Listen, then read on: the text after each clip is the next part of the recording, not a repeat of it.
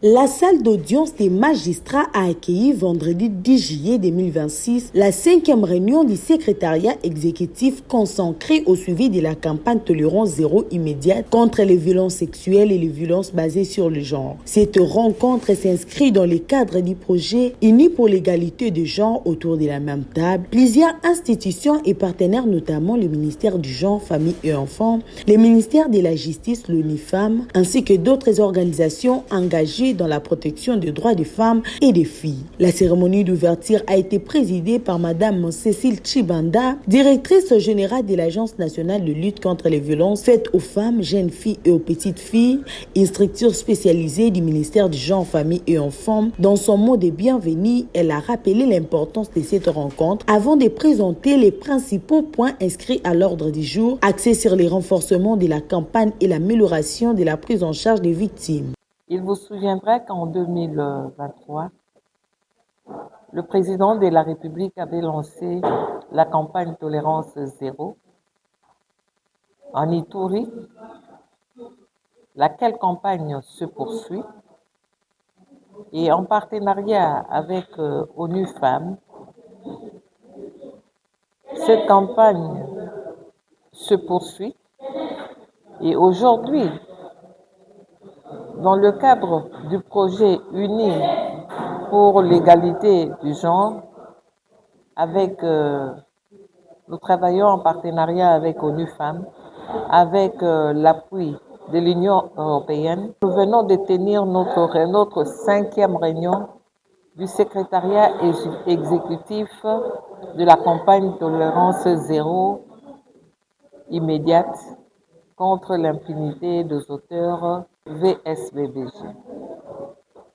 Vous me poserez la question de savoir en quoi a consisté notre réunion. Notre réunion a consisté à faire un état de lieu sur le parcours du dit projet. Après un bilan sommaire qui s'est tenu du 8 au 9,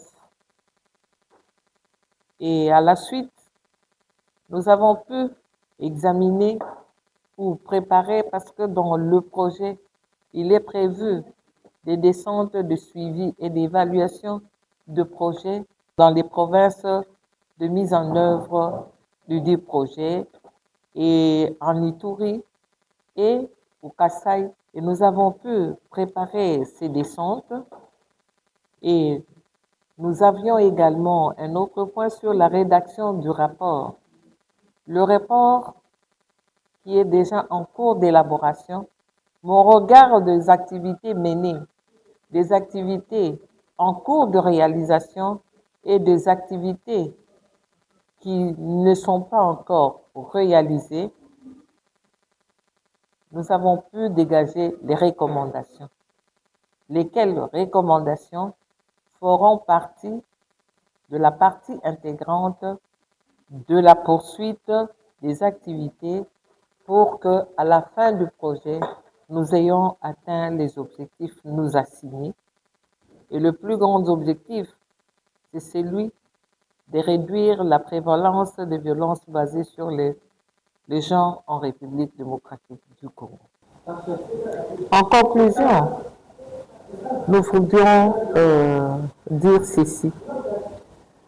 La lutte contre les violences basées sur les genres, les violences sexuelles et basées sur les genres, autrefois était l'apanage du ministère du genre. Au désastre que cela cause dans nos familles respectives, il s'est avéré que toute population, toute la communauté devrait s'approprier la campagne en brisant le silence et en dénonçant pour que les auteurs soient pris en charge. Nous luttons contre l'impunité des auteurs de violences sexuelles et basées sur les genres.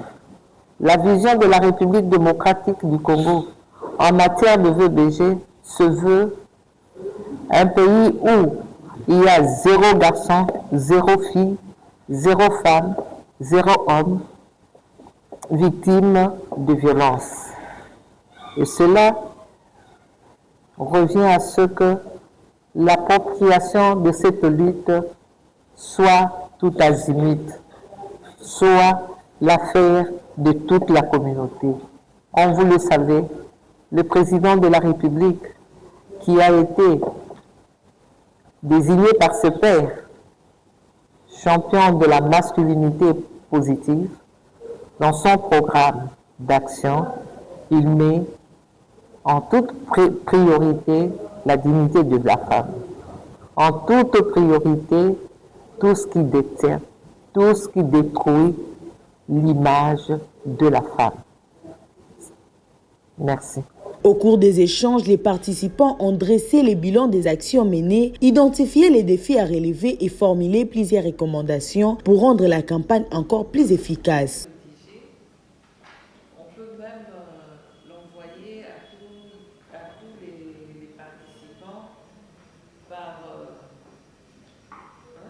tous les participants pour que chacun y mette ses amendements et on se convient de comment nous allons le valider ensemble.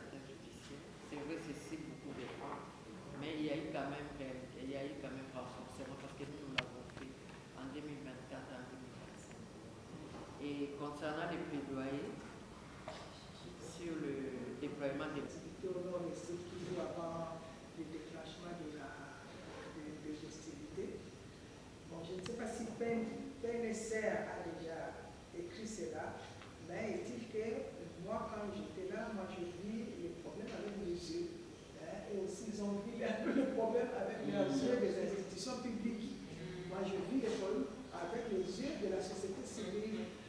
Si ça va se dédoubler, on va voir quels sont les différences pour éliminer les doublons. Près de 3 heures de travaux, la réunion s'est clôturée à 15 heures. Les participants ont réaffirmé leur volonté de poursuivre leurs efforts afin de renforcer la lutte contre les violences sexuelles et les violences basées sur le genre, tout en garantissant une meilleure protection et une prise en charge adaptée des victimes.